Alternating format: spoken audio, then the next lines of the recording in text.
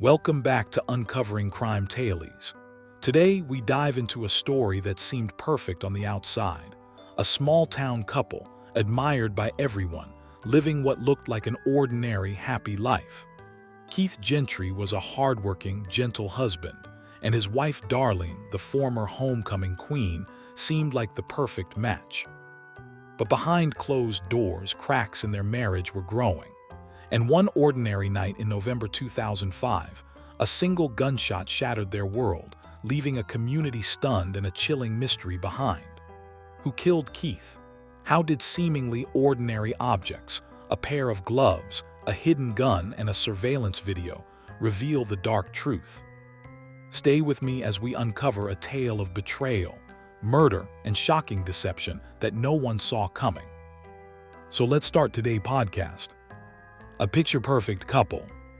Keith Gentry was the kind of man people remembered for his warmth. Friends described him as hardworking, gentle, and always ready to help. He wasn't flashy, he wasn't dramatic, he was steady, dependable, the kind of man who dreamed only of building a simple, happy life with his wife and children. His wife, Darlene Gentry, was different. Back in high school, she had been crowned homecoming queen, beautiful, confident, and always the center of attention. People admired her, envied her, even gossiped about her. When she married Keith, many thought she had found her perfect match. To the outside world, they were the picture of a perfect small-town couple. But behind closed doors, their marriage was not as flawless as it seemed. Cracks in the marriage. Over time, Keith and Darlene's relationship began to erode. Money problems, personal differences, and growing resentment created tension in the home. Darlene wanted more from life, more money, more freedom, more luxury. Keith, on the other hand, was content with what they had. He was a simple man who worked hard and valued stability over extravagance. This difference in priorities created an invisible wall between them. What looked like a happy home from the outside was, in truth, beginning to crumble from within. The night that changed everything. On the night of November 9, 2005, everything seemed ordinary. Keith was at home, exhausted, lying in bed. Nothing unusual, nothing alarming, just another night in Robinson. But in the stillness of that night, a gunshot shattered the silence.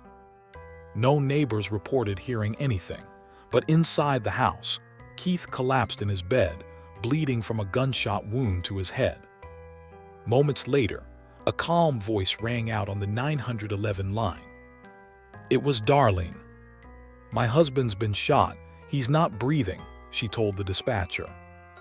Her tone struck the operator as strange. She wasn't screaming.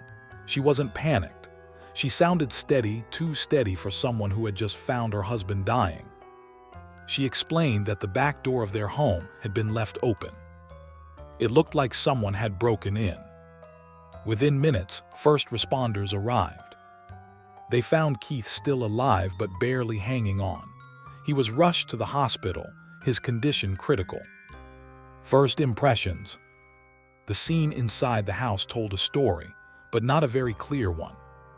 The back door was ajar, but there were no signs of forced entry. Nothing valuable seemed to be missing.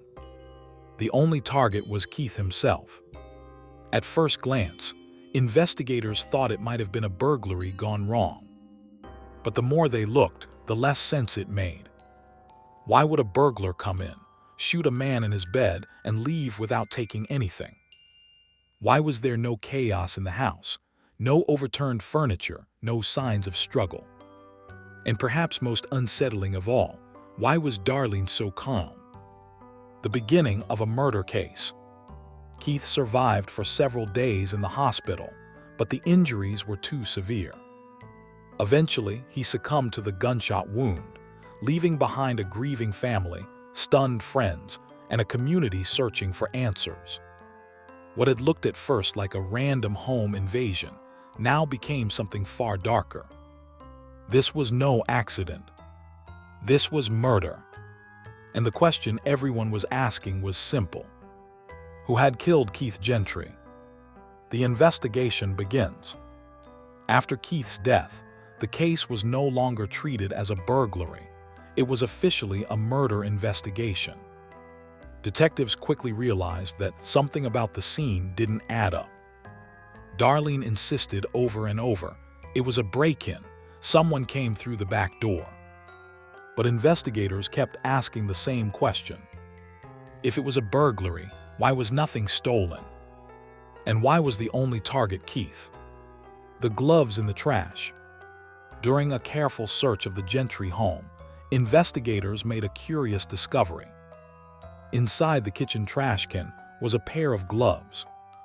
At first glance, they looked ordinary, but forensic testing would later reveal that these gloves carried critical evidence linking them to the crime. Darlene's behavior. For detectives, Darlene's demeanor was a puzzle. Her husband had just been murdered, yet she appeared unusually calm, controlled, almost emotionless. Friends who knew her were divided. Some said she was in shock. Others whispered that her grief seemed more like an act. To investigators, it looked less like shock and more like guilt.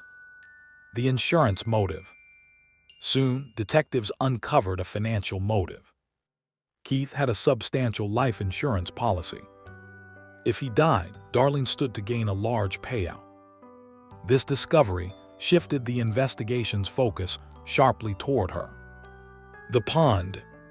The most dramatic twist came when police learned that Darlene had been visiting a pond near a friend's property. That detail seemed odd. Investigators ordered a dive team to search the pond. Hours later, divers pulled out a gun, the very weapon used to shoot Keith Gentry. But police didn't stop there. They set up a hidden camera near the pond, hoping to catch something more. And they did. Late at night, under cover of darkness, Darlene herself appeared at the pond. She leaned over the water, reaching down, trying to retrieve the weapon she had once thrown in. The entire act was caught on camera. The arrest. With the weapon, the gloves, and the incriminating video footage, detectives had what they needed. The case was no longer a mystery. The homecoming queen of Robinson, Texas, the smiling wife and mother, was placed under arrest for the murder of her husband. The town was stunned. What looked like a fairy tale marriage had ended in a cold-blooded betrayal. The trial. After Darlene's arrest, the case dominated headlines across Texas. It was shocking. A devoted husband murdered in his sleep, and the prime suspect was his own wife. In court, the prosecution laid out their evidence. The gloves found in the kitchen trash. The gun recovered from the pond.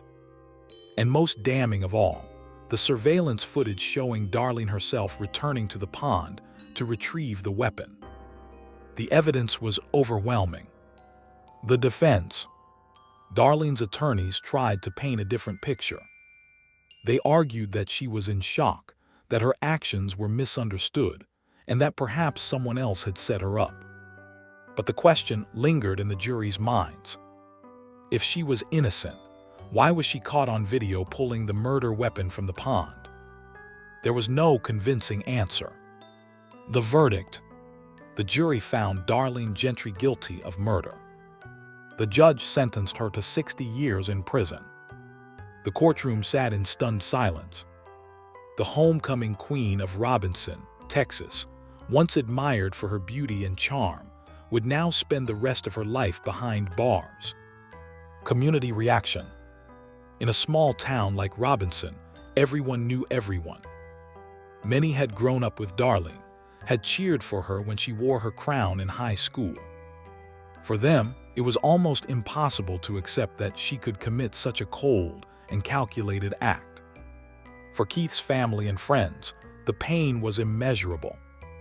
They remembered a man who had lived his life for his children and his wife, only to be betrayed by the very person he trusted most. The end. Today, Darlene remains behind bars, serving her 60-year sentence. Keith is gone, his children forced to grow up without him. This story is a chilling reminder that sometimes the greatest danger doesn't come from strangers breaking into our homes, but from the people who live inside them. A picture-perfect marriage on the outside, a cold-blooded plan hidden on the inside.